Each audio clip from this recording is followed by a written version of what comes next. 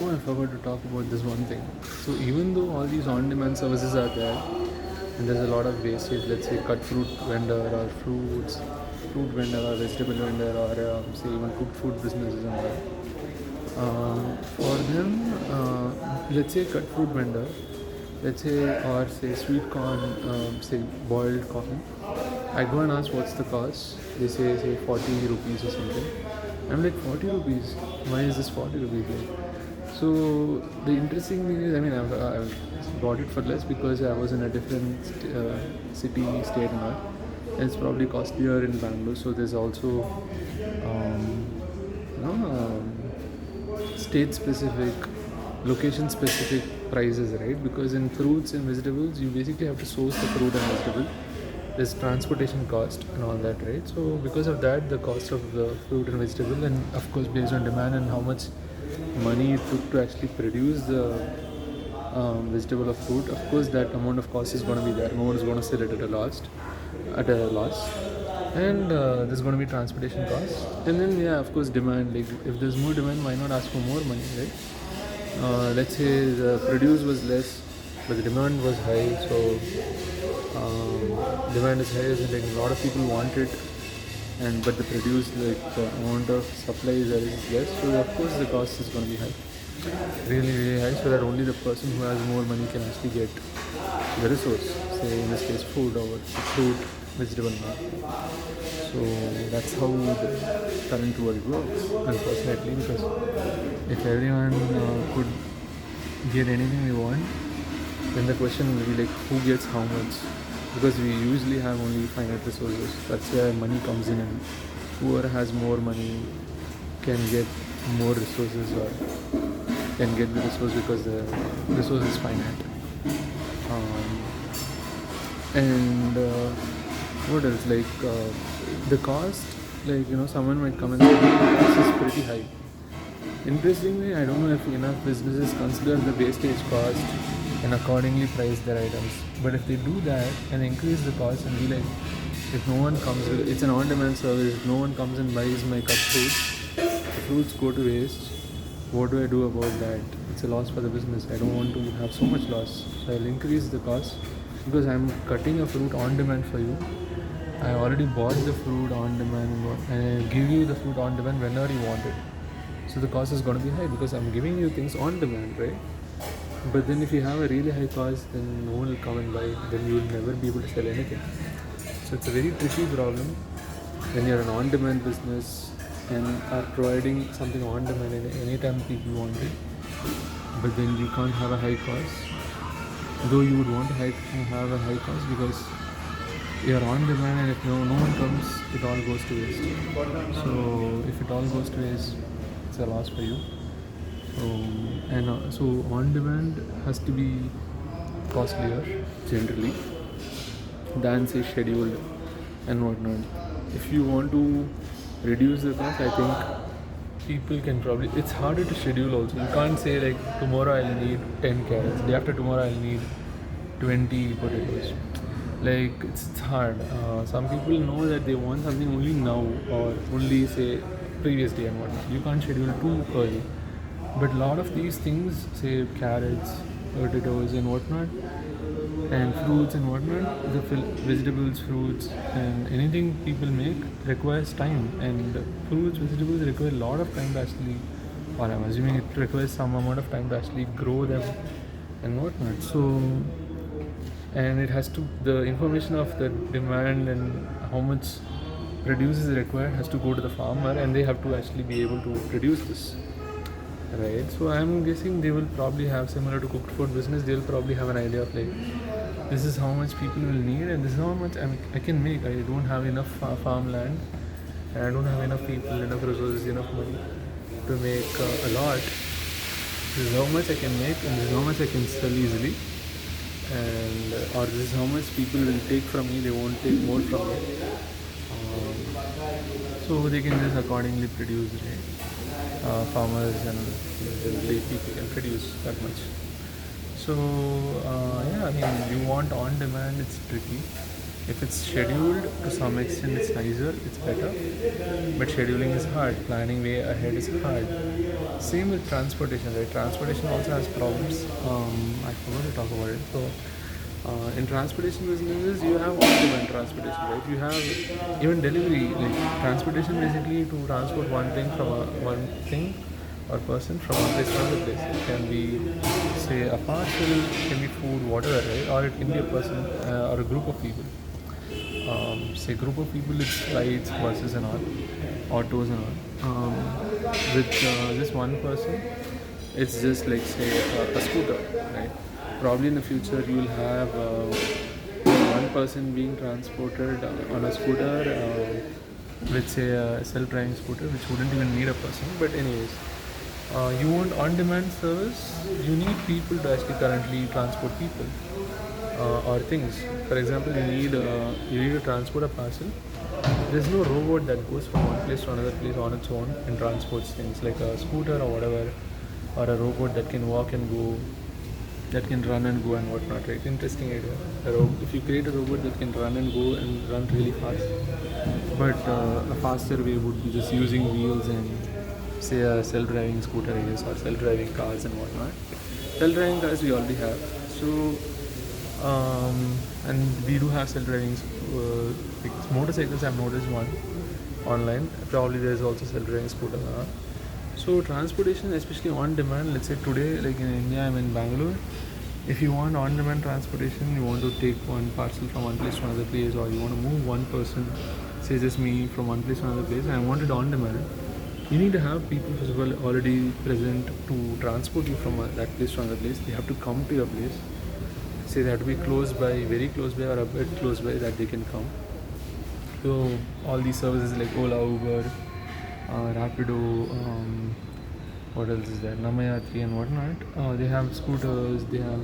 And Namayatri doesn't have scooters, but they have some vehicle and they have some person who's working that day, and they basically understand how much people they have to hire and how much people they have to hire for each and every vehicle type, depending on the demand, and they need to have them there so that, and if anyone books, they can actually accept the booking, and then you can actually be transported, or your parcel or whatever thing that you want can be transported. For example, if you order from Zomato every day, there has to be some person waiting at the restaurant, or someone has to go out to the restaurant and then transport your food to you, right? So, and Zomato every day most probably has some idea of like this many people actually transport, like this many people will order food.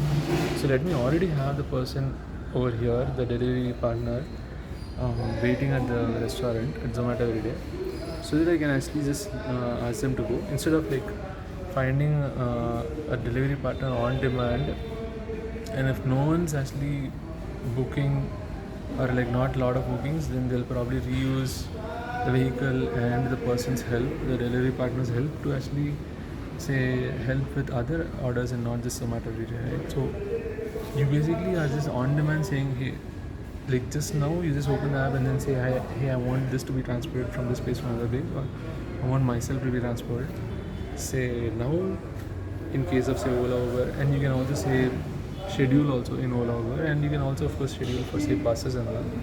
You don't have on-demand buses, you have schedules for buses, and you adhere to the schedule.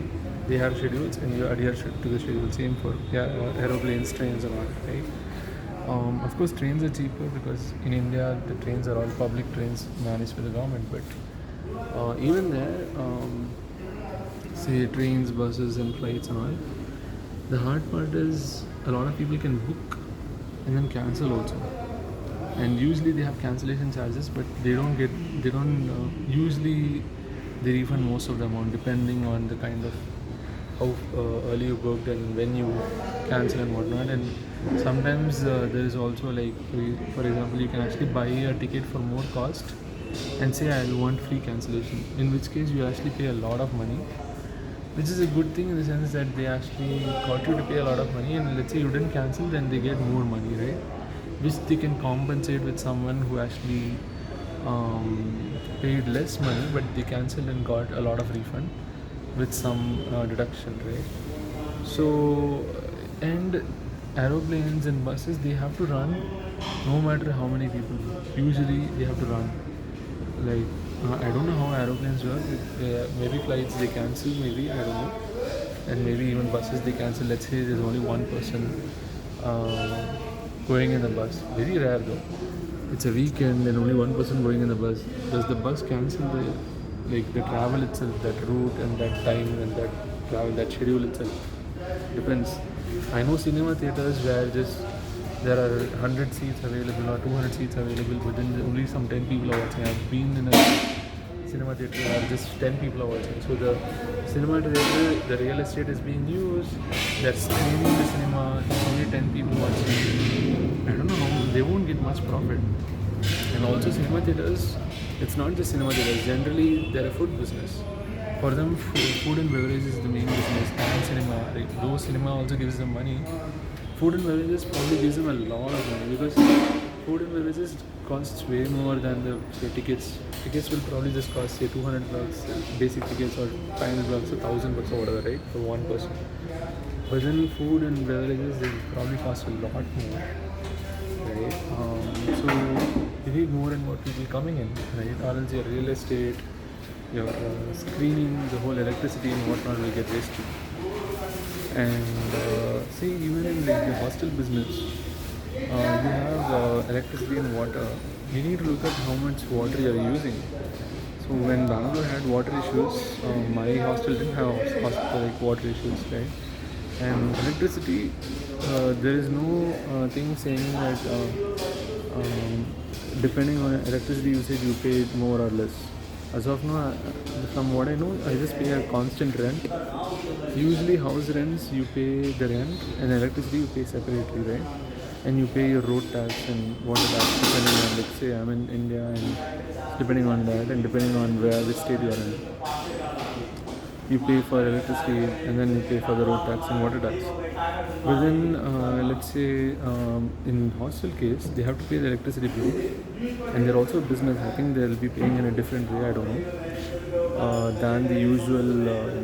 The cost will be different than the usual housing unit, or maybe it's similar to a housing and not for a business because they are housing people.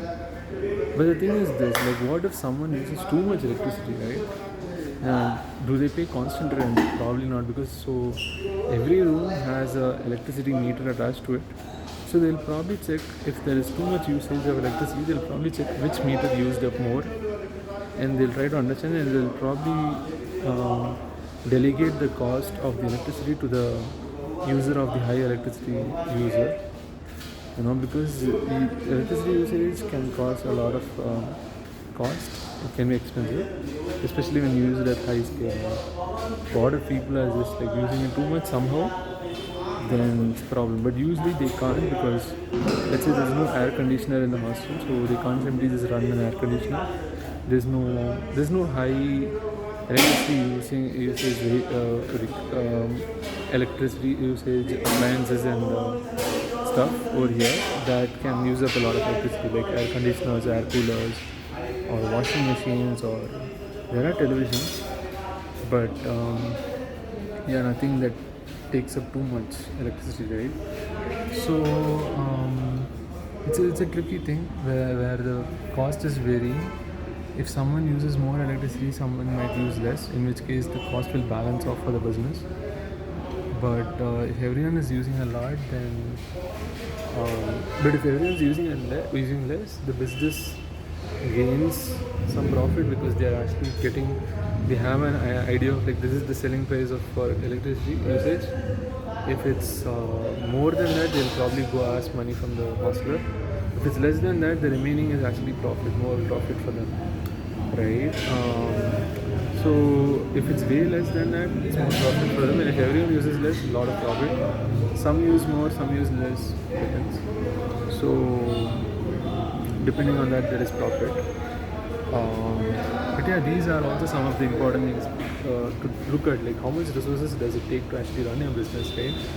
There's water, electricity and whatnot. Even food businesses, cooked food businesses, any business will have some amount of resources they need to run the business. Like in case of say cooked food businesses, like they'll need some amount of electricity, water and whatnot, apart from general ingredients of course. And of course they'll need people. You wouldn't want to call them as resources, a lot of people do hate that, but basically you need something that can actually do the work, and something that can actually, like, it can be a robot or it can be a person or whatever. You need some set of things, some set of people to actually get the work done, get stuff done to run the business. So apart from say in cooked food business, you have fruits, vegetables and whatnot, and like all the groceries, you need electricity, water, you need say real estate of course, you need people, right? And you usually are paying for all of this together only for your food, right? Even in fine dining, you're actually paying for the washrooms. Let's say you have in fine dining, let's say it's a cloud kitchen, you don't have to have washrooms, probably only for the employees. Even in the case of say my hostel, they have a washroom in the terrace for the employees, the staff. Let's say you go for fine dining, you have washrooms, you pay for the washroom also. The washroom needs to get cleaned, it needs to be neat, maintained, it should smell good and whatnot. If it's not a great restaurant, they might not have a washroom at all. Like, or if it's like a very small restaurant, they might not have a washroom at all. They need real estate for that, right? And water and whatnot. And I've even thought about like a washroom as a business. Like, you just have washrooms. You need real estate for that. You need people to clean the washroom, right? And you need to maintain it and whatnot. And it won't work. Not a lot of people will come just to use the washroom and just go up, pay for the washroom. There are pay and use public toilets and washrooms in the city in say in Bangalore. But I think those are mostly maintained by businesses or small institutions, just as like a public service, without not much money obtained from the customer. They don't get much money. I don't think they make profit out of it. But once my friend told was, instead you can actually have a business around the washroom and whatnot. Someone who wants to use a washroom will first of all go to the business, get some food, say packaged food or cooked food, say tea, coffee or something. Say it can be a cafe, it can be like a simple restaurant or a cafe. And then the business can say only people who use the service over here can actually use the washroom. Though most businesses won't say, but some will say, right? So because it would also seem rude, like if you use the service, if you buy something, then we'll allow you to use the restroom or washroom, right? But it depends. So yeah, I mean. They'll even lock up the washroom and whatnot. They'll just say use the keys because now you used the service over here, so you can actually use the washroom. Give me back the keys once you're done and whatnot. So that's an interesting idea, and then you basically ensure that the washroom is maintained and the service also gets used, and people who want use the washroom, they can use it, and the service cost, your food's cost, or whatever the business, the cost of whatever you're selling should actually include, say, the cost of actually running your washroom also, and not just running a business. And of course, if you go to cafes and all, you have Wi-Fi, so they provide free Wi-Fi, for which you pay the cost through the food itself. You buy the food, there's a lot of cost to the food, and then you pay for the air conditioning, right? So some restaurants, they have different costs for the food. When it's an air conditioned space, and some spaces non-air conditioned, some spaces air conditioned. Air conditioned, the cost is different, it's more. Non-air conditioned, the cost is a bit lesser because you're paying for the air conditioning, right? And then fine dining versus self-service, you're paying for the waiter's time and like their service, right? The waiter and the person who is coming and getting your order and whatnot, who is serving you, and in self-service probably the real estate is less, right? And fine dining there's more real estate, and they'll probably wait for you to leave and whatnot. They'll not just ask you to just leave immediately. They'll probably ask you for more money if they have lot of space or less space, but they'll allow you to stay for more time, right? Instead of asking you to just run and like move once you're done eating and you're done paying the bill, right? So everything comes with a cost. Their niceness, a business being kind basically also comes at a cost. If they want to be kind and like say they don't want to force you to go out once you're done eating and done paying, they'll probably ask for a lot of money for your food, right? So that they can be just kind and they can afford to be kind. If you don't go out of the restaurant or a cafe, other people can't come and sit and like eat the food and whatnot, right? So that's also a kind of like realistic problem and crowd management problem and like all that, right? Resource management problem. So most problems are resource management problems and cost problems, cost optimization for businesses. So yeah, these are some of the problems again like that you can have when you're running a business. So yeah, I think I'm done this time.